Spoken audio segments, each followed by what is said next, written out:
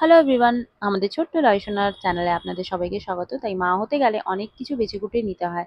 এবার লয়শোনা 6 মাসের হতে চলেছে, তাই সবাই বলছিল এবার তোলা দুধটা খাওয়ানো উচিত। কারণ আমি এখন অবধি ওকে ব্রেস্ট ফিডিং এই রেখেছিলাম। এবার চেষ্টা করছি যে তোলা দুধ খাওয়াতে হবে, এর সাথে অনেক কিছু, কারণ ওর মুখে ভাত হয়ে যাবে আর তারপর তাকে খাওয়ানো শুরু করতে হবে। তাই প্রথম থেকেই বটল নিয়ে হাজির। লাভদ্যাপ ব্র্যান্ডটাকে আমরা বেছে নিয়েছি। চেষ্টা করছি ওকে আস্তে আস্তে করে ফিড করানো শেখানো, কিভাবে বটলটা ধরতে হয়। বটলটা বেশ সুন্দর দেখতে, দেখুন কেমন চকচক করছে। আর নেবেলটা নাকি বলছে ওরা ন্যাচারাল, যেমন ফিড করে বাচ্চারা তেমনই ওদের ফিলটা অ্যাকচুয়ালি ন্যাচারাল ফিলটা হবে। তো এবার প্রথম বটল আমি দেওয়ার চেষ্টা করছি, দেখুন কিরকম ওর রিয়াকশন, কি দুষ্টুমি করছে, কি বাজেভাবে রিয়াক্ট করছে। কিছুতেই ও মুখে তুলে নিতে চাইছে না। ল্যাক্টোজেন আমি গুলে দিয়েছি অ্যান্ড ও চাইছে যেন খাবে, কিন্তু খেতে পারছে না। দেখুন, এক দুবার চেষ্টা করলো, এবার বদমাইশি শুরু করছে।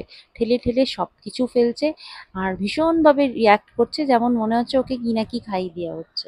এমনিও ন্যাচারালি সবকিছুই সাক করতে চায়, যেহেতু ওর বয়সটা এরকম, কিন্তু ও এটাকে খেতে চাইছে না। আর খুব বাজেভাবে মুখটাকে নোংরা করে ফেললো। আমি তাই মুছে দিলাম, আবার চেষ্টা করলাম, যুদ্ধ চলছে। এবার দেখুন কিভাবে ও একটু একটু করে খাচ্ছে। এবার বোধহয় একটু টেস্টটা বুঝেছে।